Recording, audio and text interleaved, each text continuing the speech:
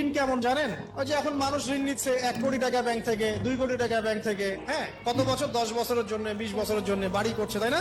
তার ধারণা এমন যে সে মারা গেলে তার ঋণটা কেউ না কেউ শোধ করে দিবেই দিবে, তাই তো? আর আল্লাহ রসুল কি বলছেন দেখেন, একজন মারা গেছেন, নবী সাল্লাল্লাহু আলাইহি ওয়াসাল্লামের সময় একজন মারা গেছেন। তো নবী করিম সাল্লাল্লাহু আলাইহি ওয়াসাল্লাম বলছেন, এই ব্যক্তির কি কোনো ঋণ আছে?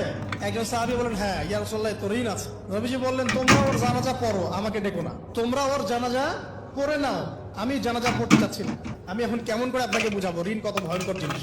আপনি যে ব্যাংক থেকে 3-4 কোটি টাকার লোন নিয়ে রাখছেন, লাখ লাখ টাকা লোন নিয়ে বসে আছেন, দিব্যি সুখে বসে আছেন, এমন চিন্তায় যে আপনার মৌত হবে না। আর নবী সাল্লাল্লাহু আলাইহি ওয়াসাল্লাম সময়ে একজন মারা যাচ্ছেন, তিনি বলছেন তোমরা জানাজা পড়ে নাও, আমি জানাজা পড়তে চাচ্ছি না। মানে ঋণগ্রস্ত ব্যক্তির জানাজাও তিনি পড়তেন না। তারপরে একজন এসে বললেন, ইয়া রাসূলুল্লাহ, আমি তার ঋণ শোধ করে দিব, তার যা ঋণ আছে আমি শোধ করে দিব। তখন নবী এসে জানাজা পড়লেন সাল্লাল্লাহু আলাইহি ওয়াসাল্লাম। তো আপনার এই কোটি কোটি টাকা ঋণ শোধ করার লোক তো রেডি আছে নাকি? আছে না?